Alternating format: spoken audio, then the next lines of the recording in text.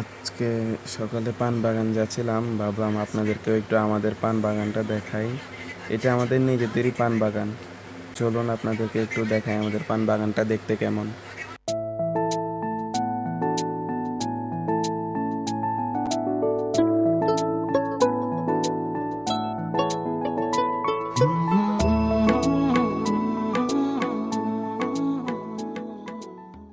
তো আমরা পান বাগানে চলে এসেছি।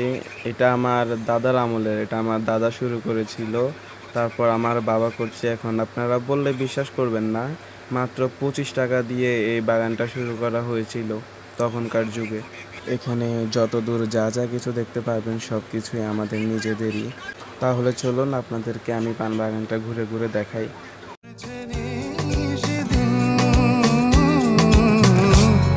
আসেনি দক্ষিণে হাওয়া গজল গাওয়া মৌমাছি বিফল আসেনি দক্ষিণে হাওয়া গজল গাওয়া মৌমাছি বিফল বাগিচায় বুলবুলি তুই ফুল শাখাতে দেশনে আজ দোল।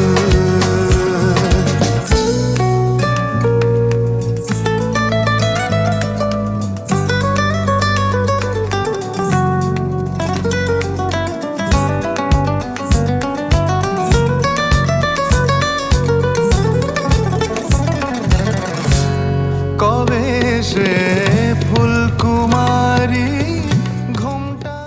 একটি পান বাগানের মধ্যে যতগুলো লতা থাকে সবগুলোকেই বাধা লাগে, না হলে এগুলো বড় হতে হতে এক সময় অনেক বড় হয়ে যায়। আর বড় হয়ে যাওয়ার পরে এগুলো ভেঙে পড়ে যায়, আর যে লতাটা ভেঙে পড়ে যাবে ওই লতাটা দ্বিতীয়বার না হওয়ার চান্স খুব বেশি। বন্যার সময় আমাদের প্রায় 6 লক্ষ টাকার মতো লস হয়েছিল।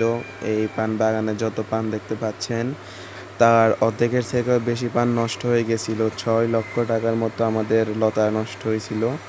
তখন আবার অনেক টাকা পুঁজি দিয়ে নতুন করে পান বাগানটি করা হয়েছিল। একটি পান বাগান করতে যে কত কষ্ট তা হয়তো নিজ চোখে না দেখলে বোঝাই যায় না।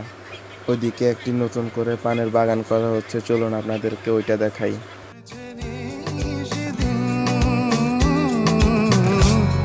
আসেনি দক্ষিণে হাওয়া গজল গাওয়া মৌমাছি বিফল আসেনি দক্ষিণে হাওয়া গজল গাওয়া মৌমাছি বিফল বাগিচায় বুলবুলি তুই ফুল শাখাতে দেশনে আজ দোল। এই জায়গায় নতুন করে পানের বাগানটি করা হচ্ছে। নতুন করে বলতে এই জায়গায় আগেও পানের বাগানই ছিল, কিন্তু বন্যার সময় এই জায়গায় পানি বেশি থাকার কারণে এই জায়গায় আর তখন পানের বাগানটি করা হয়নি। এই জন্য এখন নতুন করে এই জায়গায় পানের বাগানটি করা হচ্ছে। দীর্ঘদিন ধরে এই বাগানটি করার কাজ চলছে। একটি বাগান করতে যথেষ্ট কষ্ট এবং অনেক দিনের সময় প্রয়োজন হয়। আপনারা সামনে যেরকম বাগান দেখতে পেয়েছেন এই বাগানটি করার পরেও ঠিক সেই রকমই দেখাবে।